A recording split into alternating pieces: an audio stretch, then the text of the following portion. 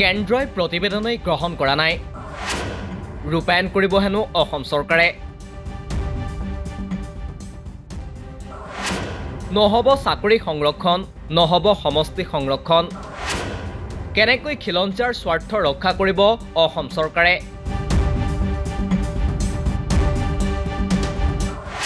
অসম চুক্তিৰ নামত আকৌ প্ৰতাৰণাৰ চাতুৰালি নেকি খিলঞ্জীয়াৰ ৰক্ষা কৱচৰ নামত আৰু কিমান দিনলৈ চলিব চলনা লখিমপুৰৰ কেবিনেট বৈঠকত অসম চৰকাৰৰ সিদ্ধান্ত অসম চুক্তিৰ ৬ নং দফা সন্দৰ্ভত গঠিত বিপ্লৱ শৰ্মা কমিটিৰ ৭৬টা পৰামৰ্শৰ ৫৭টাই কাৰ্যকৰী কৰিব অসম চৰকাৰে বাকি 10টা পৰামৰ্শৰ ক্ষেত্ৰত আলোচনা কৰা হ'ব কেন্দ্ৰীয় চৰকাৰৰ সৈতে সদৌ অসম ছাত্ৰ সন্থাই অসম চৰকাৰৰ এই সিদ্ধান্তক আদৰণি জনাইছে যদিও হিমন্ত বিশ্ব শৰ্মা নেতৃত্বাধীন অসম চৰকাৰৰ সদিচ্ছাক লৈ আকৌ উত্থাপন হৈছে প্ৰশ্নৰ কিয়নো অসম চুক্তিৰ ৬ নং দফা কাৰ্যকৰী কৰিবলৈ ২০১৯ চনৰ ১৭ জুলাইত কেন্দ্ৰীয় চৰকাৰে গঠন কৰিছিল অৱসৰপ্ৰাপ্ত ন্যায়াধীশ বিপ্লৱ শৰ্মাক লৈ এখন উচ্চস্তৰীয় সমিতি ১৩জনীয়া এই কমিটিৰ সদস্য হৈছিল সদৌ অসম ছাত্ৰ সন্থাও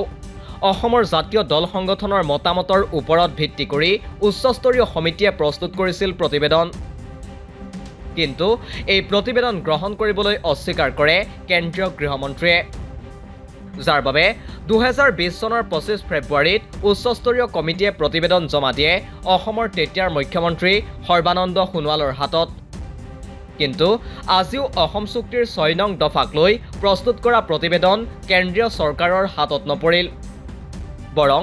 এই চুক্তি কাৰ্যকৰী কৰিবৰ বাবে ২০২১ চনৰ ১ অক্টোবৰত গঠন কৰা হ'ল আন এখন কমিটি এইবাৰ নতুন কমিটিৰ সদস্য হ'ল মন্ত্ৰী অতুল বৰা পীযুষ হাজৰিকা অজন্তা নেওগ তেতিয়াৰ আসুৰ সভাপতি দীপাংক কুমাৰ নাথ শংকৰজ্যোতি বৰুৱা ডক্টৰ সমুজ্জ্বল ভট্টাচাৰ্য প্ৰকাশ চন্দ্ৰ দাস উদ্দীপজ্যোতি গগৈ কমিটিৰ প্ৰতিবেদন দাখিলৰ সময়সীমা আছিল ৩ মাহ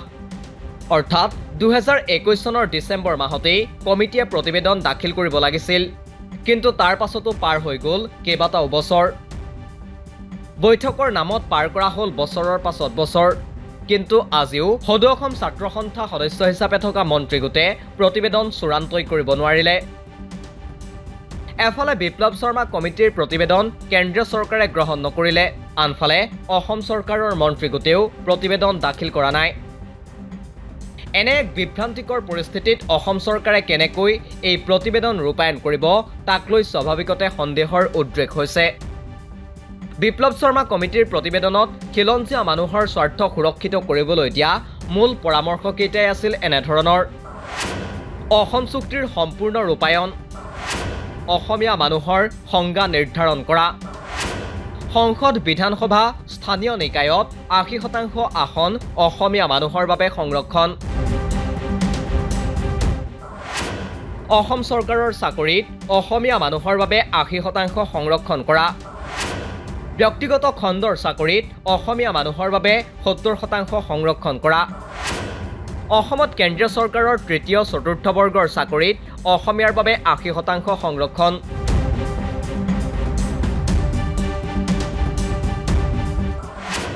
হৰিশংকৰ ব্ৰহ্মৰ প্ৰতিবেদন মতে অসমীয়া মানুহৰ ভূমিৰ অধিকাৰ সুৰক্ষিত কৰা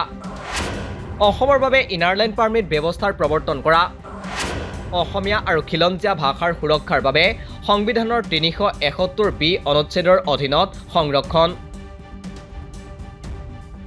মন কৰিবলগীয়া কথাটো হ'ল নাগৰিকত্ব সংশোধনী আইন অসমত বলবৎ কৰি ইতিমধ্যে অসম চুক্তি উলংঘা কৰিছে তাৰ পাছতো ন্যায়াধীশ বিপ্লৱ শৰ্মা কমিটিয়ে যিসমূহ আটাইতকৈ গুৰুত্বপূৰ্ণ পৰামৰ্শ আগবঢ়াইছে তাৰ ৰূপায়ণৰ বাবে সংবিধান সংশোধন কৰিব লাগিব যি কাম কেৱল কেন্দ্ৰীয় চৰকাৰেহে কৰিব পাৰে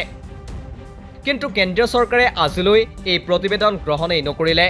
এনে পৰিস্থিতিত অসম চুক্তিৰ ৬ নং দফাক লৈ আকৌ এবাৰ হিমন্ত বিশ্ব শৰ্মা নেতৃত্বাধীন চৰকাৰখনে লৰা ধেমালিৰ আশ্ৰয় ল'ব নেকি তাক লৈও সন্দেহৰ উদয় হৈছে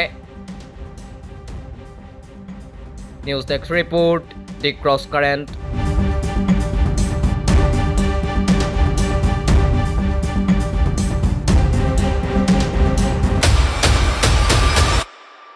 তথ্যৰ ভিত্তিত বিশ্লেষণ যুক্তিৰ আধাৰত সিদ্ধান্ত দি ৱাইৰৰ national affairs editor Sangeeta Barua পিছৰতিৰ বিশেষ অনুষ্ঠান নিৰ্ণয় প্ৰতি সোমবাৰৰ পৰা বৃহস্পতিবাৰলৈ নিশা 9 বজাত কেৱল দি ক্ৰছ কাৰেণ্টত